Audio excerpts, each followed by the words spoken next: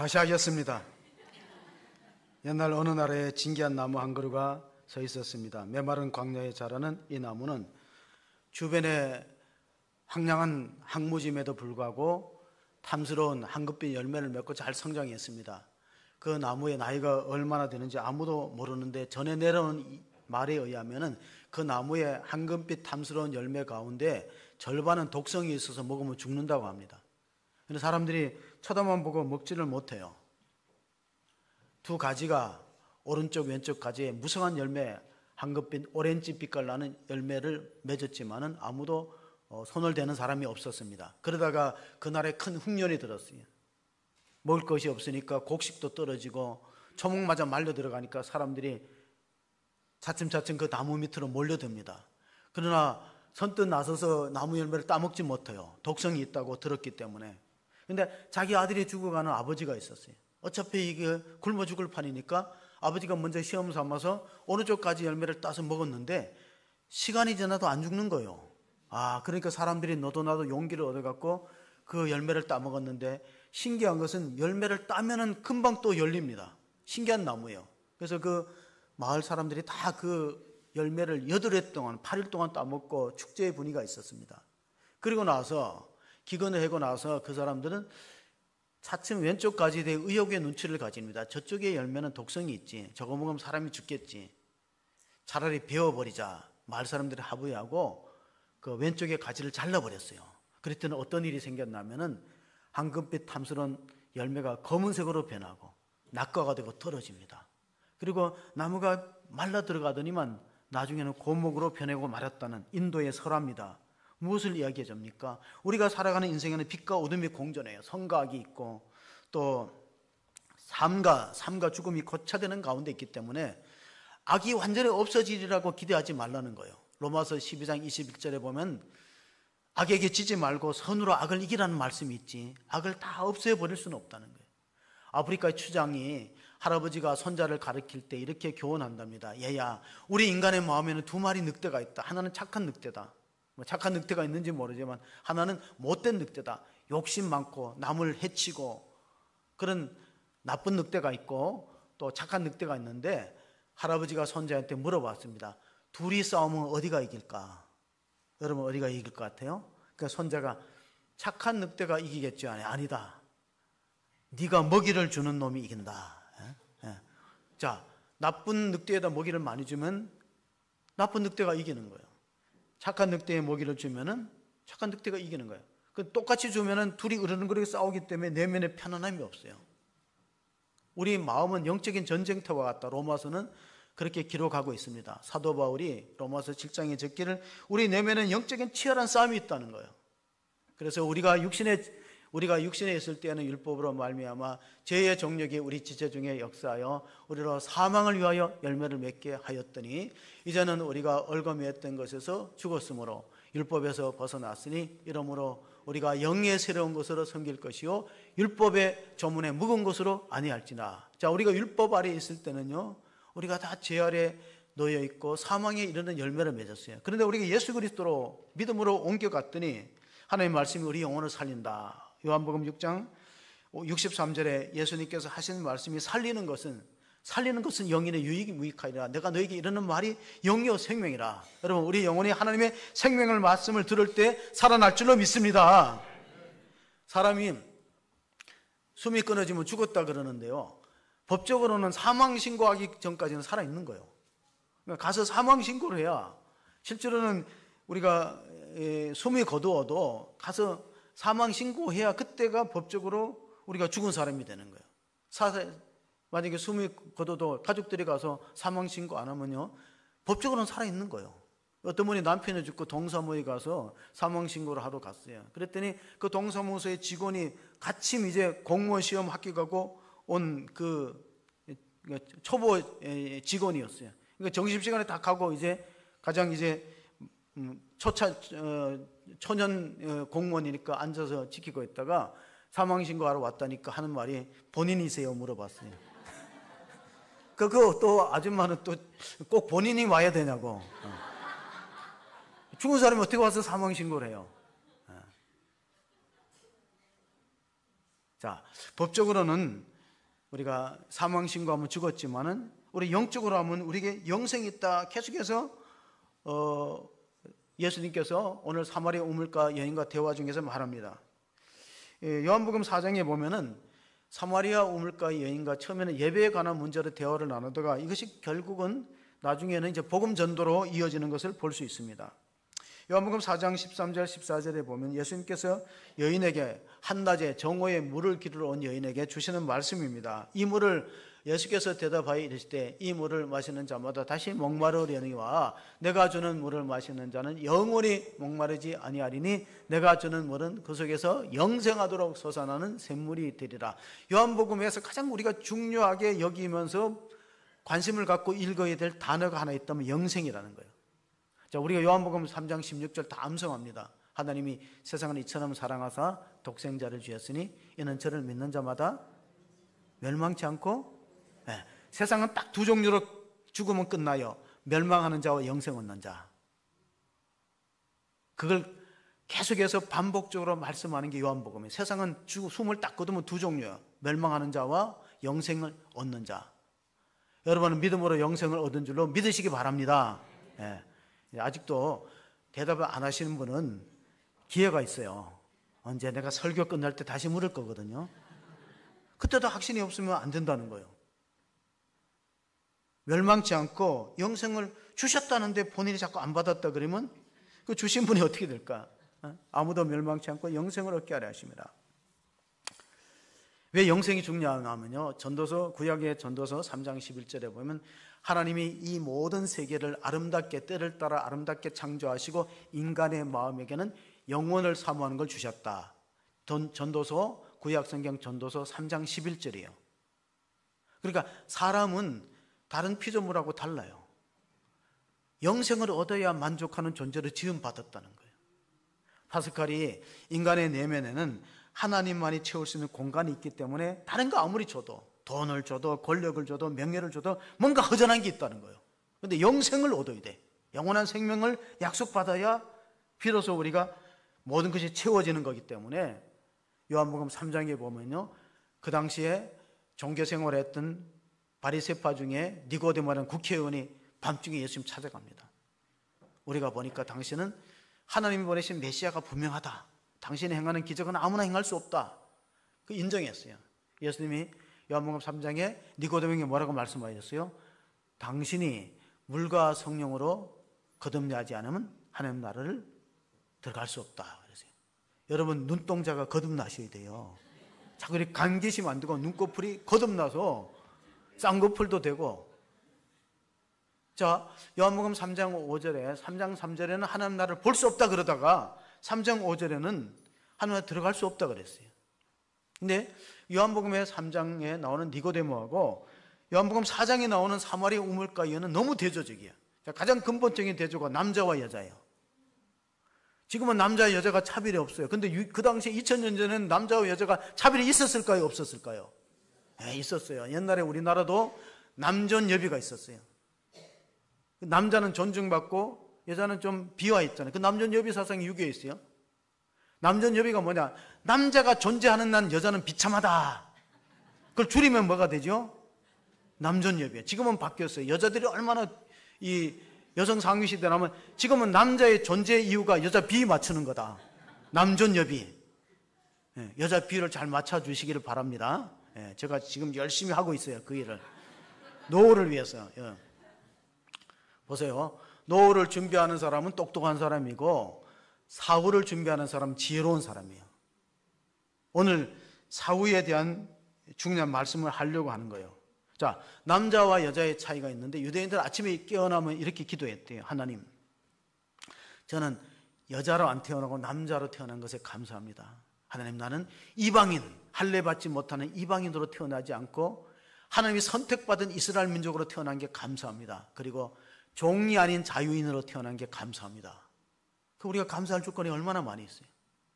그 니고데모는 그런 사람이에요. 국회의원이고 바리새파를 따라 신앙생활 잘하는, 도덕적으로 흠이 없어요. 근데 사마리아 여인은 도덕적으로 흠멸이 있어요. 왜? 남편이 몇이었어요? 5이에요, 5. 근데 지금 사는 사람도 남편이 아니에요. 불쌍한 여자예요. 그러니까 정오에 물길로 옵니다. 팔레스타인 지역은 낮에 태양볕이 뜨거우니까 낮에는 물길로 안 가고 낮잠을 자요. 오후의 시간인데 그 여자는 다른 사람이 이목이 두려워서 정오에 물길로 왔다. 예수님과 맞아서 맞닥뜨려서 대화를 나누는데, 니고데모는 밤중에 예수님 찾아온 사람이고 사마리아 우물가에는 예수님 와서 기다려요. 원래 유대인들은 사마리아 지역을 잘 안 밟습니다. 지역 감정 때문에. 자, 구약의 역사를 보면은 솔로몬이 죽고 분단 국가가 됩니다. 북쪽을 이스라엘이라고 남쪽을 유다라고 불렀어요. 북쪽의 수도는 사마리아고 남쪽의 수도는 예루살렘이에요. 예배드리는 장소도 달라요. 그래서 이 산에도 말고 저 산에도 말고 아버지께 예배할 자는 신령과 진정으로 예배하라는 말은, 그 사람들은 사마리아에서 드리는 예배를 하나님이 받으십니까? 예수님한테 질문한 거죠. 예루살렘에서 드리는 예배를 하나님이 받으십니까? 장소가 중요한 게 아니라 예배는 자세가 중요하다. 여러분, 예배 자세를 한번 돌아보시길 바랍니다. 예배는 하나님 앞에 경배하는 자세가 중요한 거예요.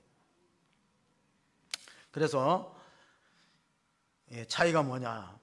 밤중에 찾아와서 남의 이목이 들어와서 밤중에 찾아온 사람이랑 남의 이목이 들어와서 낮에 정오에 물길로 간 여인이나 비슷한 점도 있고 차이점도 있어요. 그리고 사회적 신분이 니고데모는 참 높은 사람이고, 또 이 사마리아 우물가에는요, 지역도 사마리아잖아요. 사마리아가 아수르의 722년에 주전 722년에 멸망당하고 혼혈 정책에 의해서 남쪽 유다 사람들이 사마리아 사람을 인정 안 해요. 혼혈족이 되었다. 우리가 피가 다르다. 순수한 혈통을 잃어버렸다. 그래서 남쪽 유다가 바벨론에 의해서 나라가 망하잖아요. 그리고 나서 70년 만에 포로 기한이 있습니다. 여러분, 에스라 느헤미야서의 배경은 뭐냐면 주전 587년에 이스라엘 민족이 바벨론에 의해서 나라를 잃고 포로로 붙들려 갔다가 70년 만에 돌아와서 성전을 재건하고, 스룹바벨의 성전을 재건하고 느헤미야가 성벽을 건설할 때 사마리아 사람들이 우리도 돕겠다 그럴 때 거절해버려요. 너희들 우리 민족 아니야. 우리한테 이런 하나님의 거룩한 공사에 참여하지 못해 했더니 사마리아 사람들이 투서를 넣는 거예요. 왕한테 투서를 내서 저 사람들이 성벽을 재건하는 것은 다 바벨론에게 항거하는 것이다. 그래서 공사가 중지되고, 서로 민족 감정이 아주 안 좋아서 같이 다니지 않아요. 제가 신학교 때 요한복음을 이렇게 장별로 기억하기 위해서 이렇게 기억했어요. 요한복음 1장 태초에 말씀이 계시니라. 이 말씀이 하나님과 함께 계셨으니 이 말씀이 곧 하나님이다. 말씀이 육신이 되어 우리 가운데 거하시며 우리가 보니 독생자의 영광, 하나님의 독생자의 영광이 은혜와 진리가 충만하더라. 자, 요한복음 1장은 유일하신 하나님에 대한, 그 예수님에 대한 내용이다. 2장은 둘이니까 둘이 하면 결혼은 둘이 해요, 셋이에요? 네, 둘이에요. 혼자예요, 둘이에요? 네, 그래서 요한복음 2장은 가나의 혼인잔치의 기적이 나오는 거예요. 결혼식. 3장은 니고데모. 3장의 니고데모는 반듯한 사람이에요. 도덕적으로 흠이 없고 국회의원이고. 4장은 사자니까 사마리아 여인. 5장은 솔로몬 행각에서 기적이 일어나잖아요. 그 베데스다의 우물가에 38년 병자가 났잖아요. 그러니까 5장은 뭐냐? 솔로몬 행각이 5개다. 행각 5 있는데 이렇게 오면은 절대 안 잊어먹어요. 머리가 없으면 요령이라도 있어야 된다. 그래서 지금도 기억하잖아요. 신학교 때 공부했더니 다 지금도 기억하는 이유가 뭐냐? 자, 요즘에 신학생도 많이 부족하지만요, 저출산 때문에 이런 말이 유행해요. 자네 스님 돼볼 생각이 없느냐? 이 남자들한테 가서 누가 이렇게 물어요. 그게 이제 불교식으로 전도해. 자네 스님 돼볼 생각이 없는가? 왜? 스님이 너무 모자린다나 지원을 안 해. 제가 지난주일도 우리 개신교도 너무 저출산의 영향인지 지원자가 다 미달이 되는 거예요.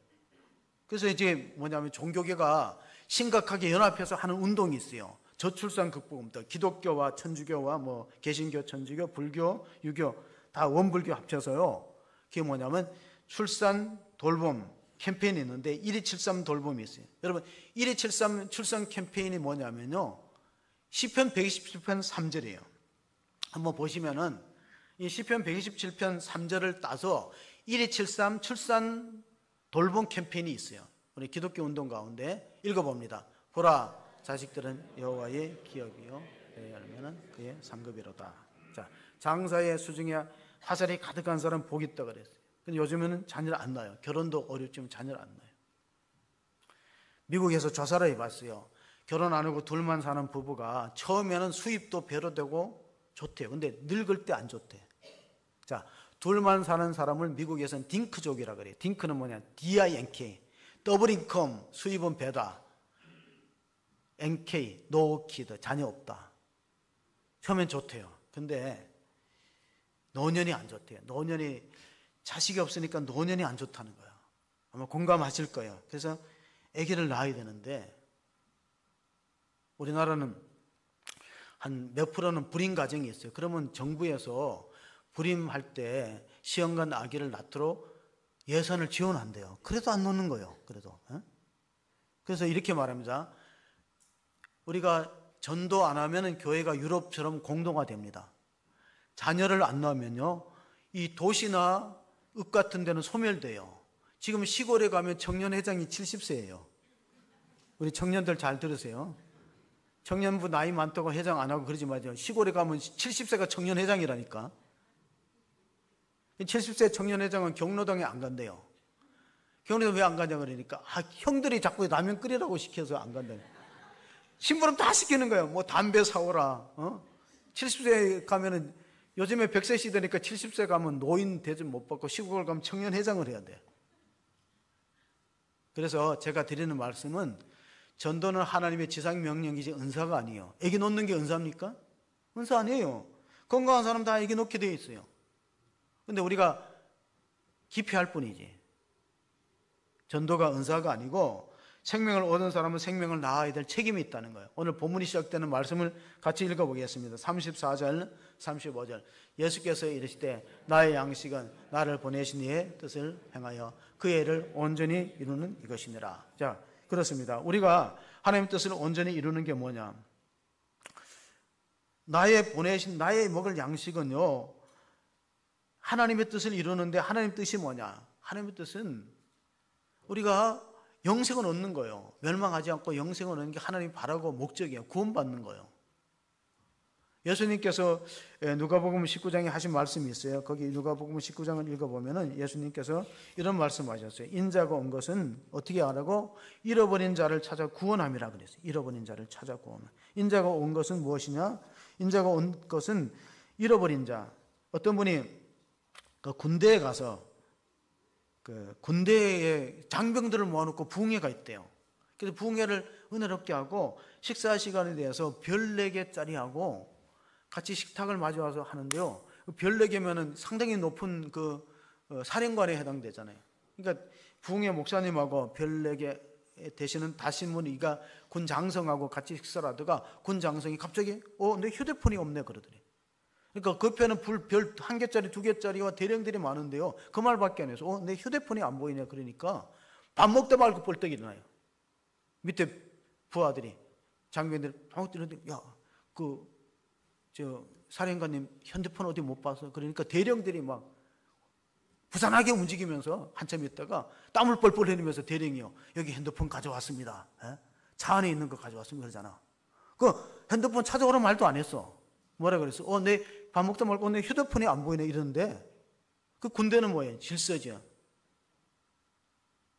우리가 주님의 지상명령이 뭐냐면 잃어버린 영혼을 찾는 거예요. 찾아서 구원하는 거예요. 하나님의 뜻이. 그래서 어떤 분은 전도는 지상명령인 동시에 왕의 어명이다. 그런데 우리는 나는 은사가 없다. 나는 말을 할 줄 못한다. 그렇게 하면은 하나님 나라의 군대로서 우리가 적절하게 신앙생활하는 것을 돌아봐야 됩니다. 예수님께서 요한복음 6장에 하시는 말씀 가운데 이런 말씀하셨어요. 6장 38절에 내가 하늘에서 내려온 것은 내 뜻을 행하려 함이 아니요 나를 보내신 이의 뜻을 행하려 함이니라. 나를 보내신 이의 뜻은 내게 주신 자 중에 내가 하나도 잃어버리지 아니하고 마지막 날에 다시 살리는 이것이니라. 내 아버지의 뜻은 아들을 보고 믿는 자마다 영생을 얻는 이것이니 마지막 날에 내가 이를 다시 살리리라 하시니라. 하나님의 뜻은 영생 얻는 거예요. 예수 믿어갖고. 그런데 우리가 그것은 누군가가 전해주는 사람이 있어야 되겠죠. 그래서 우리는 개혁교회에 속합니다. 지난주일에 종교개혁기념주일에서 개혁교회는 날마다 새로워지는 교회다. 변화를 가져오는 교회다. 그 개혁이라는 말, 뉴라는 말을 보면요, 널스는 양육하다는 거예요. E는 에반젤리즘 전도한다는 거예요. W는 NEW의 W는 워십 예배하는 거예요. 그러니까 건강한 교회는 세 가지가 있어요. 예배가 있고 전도가 있고 양육이 있어야 돼요. 세 가지 양육이. 그걸 합치면 NEW 새로운 교회가 날마다 새로워질 수 있는 우리 개혁교회의 가치에 맞는 교회가 될 수 있는 것입니다. 마태복음 우리가 예수님께서 하신 말씀 가운데 오늘 본문에 보면은 그들이 마을로 들어간 이유가 뭐냐? 사마리아 마을로 들어간 양식을 구하러 들어갔어요.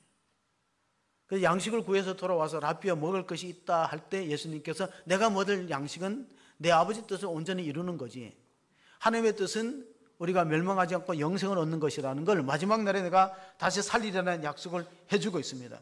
그래서 우리가 어릴 때 보면은 이런 노래들이 유행했어요. 제가 어릴 때 보니까 앵두나무 우물가에 동네 처녀 바람났네. 그 노래 들어보셨나요? 예? 물동이 호미자루 나도 몰래 내던지고 말만 들은 서울로 누굴 찾으려 이쁜이도 금순이도 담보찜을 쌌다네. 이거 아는 사람은 나이 먹은 사람이야. 왜냐하면 이게 우리가 농촌에서 살던 우리 시골 처녀들이 이 상경에 갖고 산업화 물결을 타고 상경에서 자기의 꿈을 이루려는 때 만들어진 노래래요.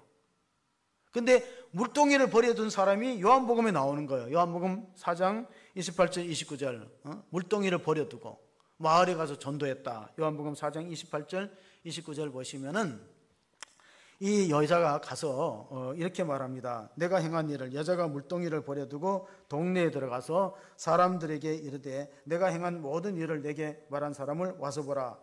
이는 그리스도가 아니냐니. 그러니까 요한복음 1장의 전도를 보면요, 빌립 집사가 나다니엘을 전도하는 장면이 있고 안드레가 베드로를 장면이 있는데 그 구호가 뭐냐면 와서 보라예요. 와봐라, come and see.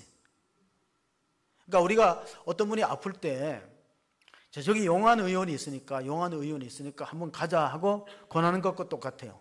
가면 나을 수 있다, 살 수 있다, 가보자.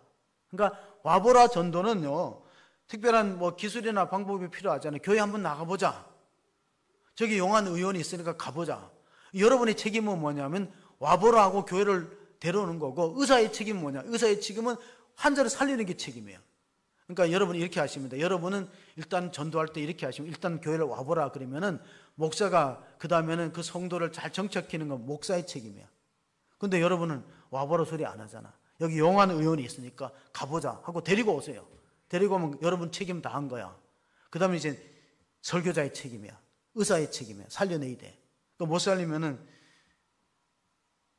하나님 앞에 이렇게 또 기도할 필요가 있어요. 마태복음 9장에 보면 예수님께서 추수할 일꾼을 보내달라고 이에 제자들에게 이르실 때 추수할 것이 많되 일꾼이 적으니 그러므로 추수하는 주인에게 청하여 추수할 일꾼들을 보내주사 하라 하시니라. 여러분, 우리가 영적 추수하는데 일꾼이 필요해요. 일꾼은 첫째, 우리가 구원의 확신이 있어야 되겠죠. 구원의 확신이 없는 사람은 전도하기 어렵습니다.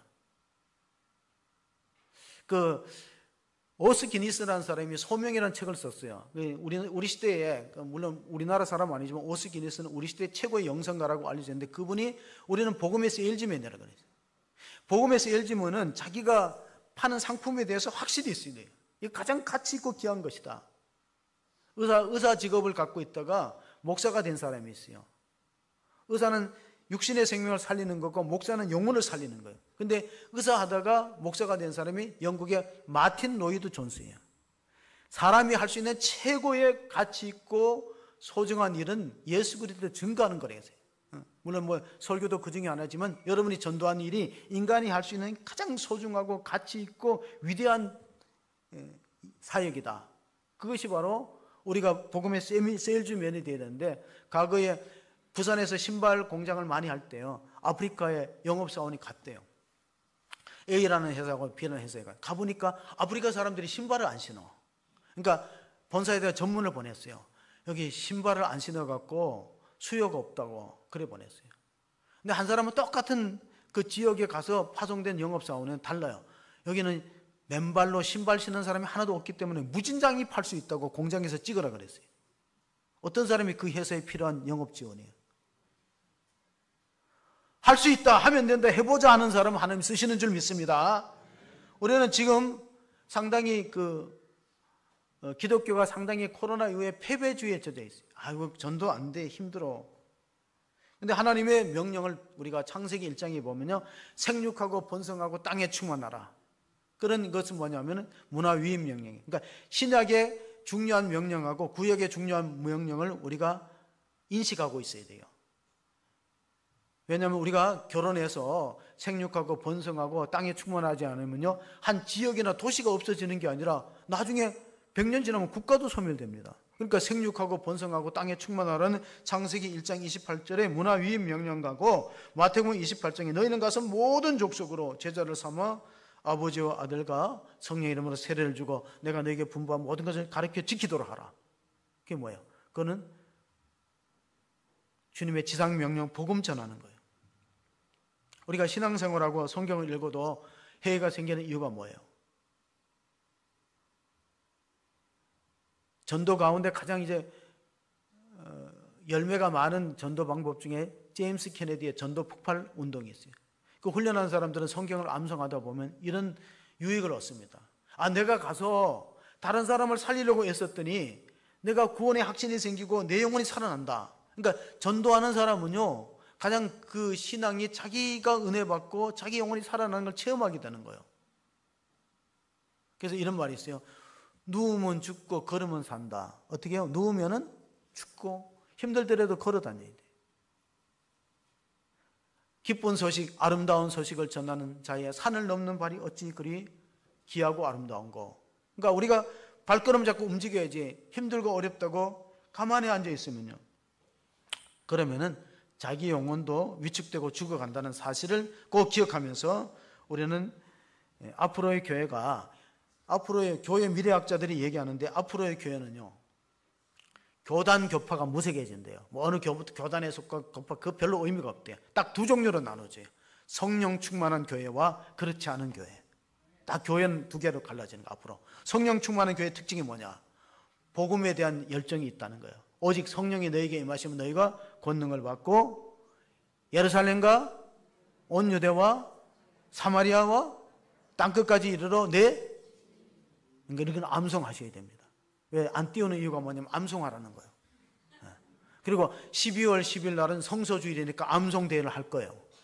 얼마 전에 지난주에 다니엘에서 암송대회를 했거든요. 학생부에서 요한복음을 했어요. 근데 우리 요한복음도 하고 많이 해야 돼. 암송하여서 우리가 하나님 말씀으로 무장하고 나가서 복음을 전하다 보면 어떤 결과가 있는가? 추수의 열매를 거둡니다. 그게 4장 36절에 나옵니다. 4장 36절에 보시면은 거두는 자가 이미 삭도 받고 영생에 이르는 열매도 모으나니 이는 뿌리는 자와 거두는 자가 함께 즐거워하게 하려 함이라. 여러분, 우리가 복음의 씨를 뿌려서 누군가가 예수 믿고 구원받으면 얼마나 기쁨이 큽니까? 만약에 여러분들이 나이가 먹어서 결혼 50주년 사진을 찍어보세요. 40주년. 그러면 식구가 많아갖고 사진이 꽉 차면 보기 좋겠어요? 아니면 덜령 몇 사람만 찍으면 좋겠어요? 자, 다시 무슨 말인지를 잘 못 알아듣네요. 자, 결혼해갖고 또 자녀를 낳고 또 자녀를 낳을 게 아니에요. 그러면 결혼 40, 50년, 50년 돼서 가족 사진을 찍으면 사진에 꽉 차면 좋겠어요? 몇 사람만 찍으면 좋겠어요? 그러면 여러분이 천국 가면요, 천국 입성 기념으로 하나님 사진 찍어줄 거예요. 여러분 독사진 찍을 거예요? 아니면 전도한 가족들이 많아갖고 많은 걸 좋지요. 그게 영생의 열매라는 거예요. 내가 전도해서 내 가족도 구원하고 이웃도 구원하고 또 직장 동료도 구원하고, 그러면 하나님 나라에서 천국에 가서 사진을 찍을 때 보면 사진이 꽉 차는데 어떤 사람은 복음을 안 전해요. 자기만 달랑 혼자 구원받습니다. 지미 카트가 훌륭한 이유가 뭐냐면 지미 카트가 주지사 나오는 3개월 동안에 30만 명하고 악수를 했대. 그래야죠. 주지사 우리나라로 뭐 국회의원인데 4월 달에 22대 총선이 있어요. 악수를 얼마나 많이 하겠어요. Why not the best라는 그 간증집이 있어요. 왜 최선을 다하지 않았는가? 지미 카트의 간증집 Why not the best에 보면은 주지사 나올 때 3개월 동안 30만 명하고 악수를 했는데 자기가 14년 동안 돌아보니까 1년에 10가정밖에 전도를 못했대. 그거 대단한 거잖아요. 그래서 하나님 앞에 자기가 부족했다, 게을렀다는 고백을 했어요. 여러분, 조화와 생화의 차이가 뭐냐면 요즘에 조화는요, 겉으로 보면 잘 몰라요. 근데 향기가 없고 생기가 없어요. 향기는 만들 수 있지만요, 생기는 흉내낼 수 없어요. 왜냐하면 조화에서는 바람이 불어갖고 씨가 날려갖고 다른 곳에서 절대 싹이 안 나는 거예요. 조화는 생명력이 없기 때문에. 마찬가지예요. 유정란과 무정란은 겉보기엔 똑같아요. 근데 거기 보면은 무정란은 아무리 어미닭이 품어도 병아리가 안 됩니다.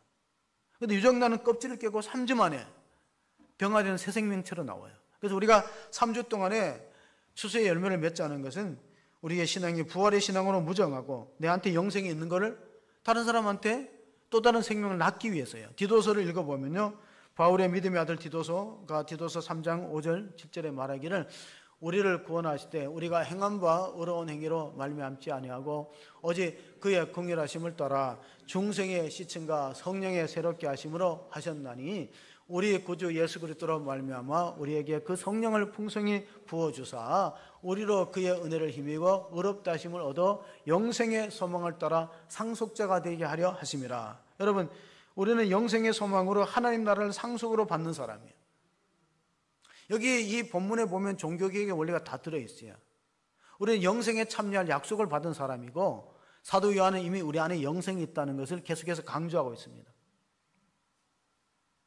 에베소서 2장 8절 9절에 보면 너희가 그 은혜를 인하여 믿음으로 말미암아 구원을 얻었나니 이는 너희에서 난 것이 하나님의 선물이라.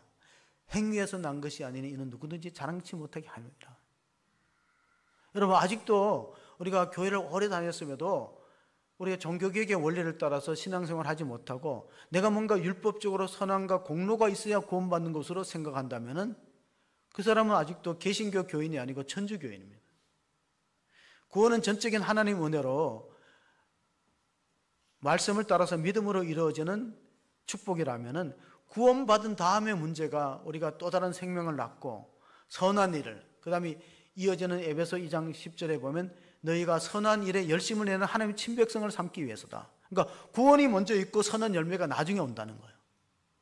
구원을 못 받으면 선한 열매 맺기조차도 어렵다는 것입니다. 그래서 마지막 절을 읽어보면, 오늘 본문의 마지막 절을 읽어보면 37절 38절에 보면 이런 말씀이에요. 그런즉 한 사람이 심고 다른 사람이 거둔다 하는 말이 옳도다. 내가 너희로 노력하지 아니한 것을 거두러 보내었나니 다른 사람들은 노력하였고 너희는 그들이 노력한 것에 참여하였느니라. 자, 아이가 태어날 때 엄마는 상고를 피를 흘리고 물을 쏟으며 상고의 고통이 있지만 아이는 그게 없어요.